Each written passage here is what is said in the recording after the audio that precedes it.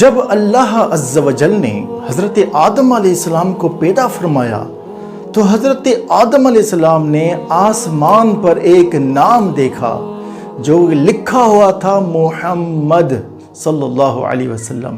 تو اللہ عز و جل کی بارگاہ میں حضرت آدم علیہ السلام نے عرض کی کہ یا اللہ، کیا مجھ سے بڑھ کر بھی تیرے یہاں کوئی عزت والا ہے؟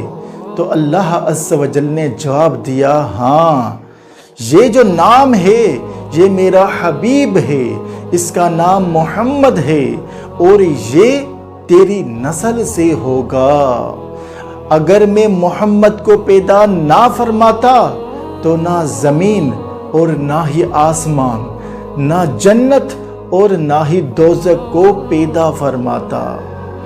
پھر جب حضرت آدم علیہ السلام کی پسلی سے حضرت حوا علیہ السلام کو اللہ عز و جل نے پیدا فرمایا تو جیسے ہی حضرت آدم علیہ السلام نے حضرت حوا علیہ السلام کو دیکھا، کیونکہ اللہ عز و جل نے حضرت آدم علیہ السلام کے جسم مبارک میں شہوت رکھی تھی، تو حضرت آدم علیہ السلام نے اللہ عز و جل کی بارگاہ میں عرض کی، یا اللہ، میرا نکاح حضرت حوا علیہ السلام سے کروا دے۔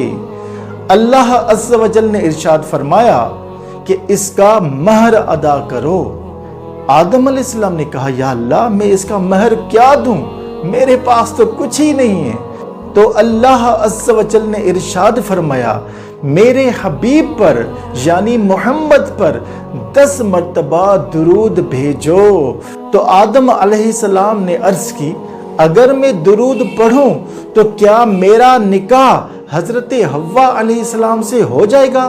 تو اللہ عز و جل نے کہا، ہاں، اس طرح حضرت آدم علیہ السلام کا نکاح حضرت حوا علیہ السلام سے ہوا، اور جس کا حق مہر 10 مرتبہ درود پاک پڑھنا تھا۔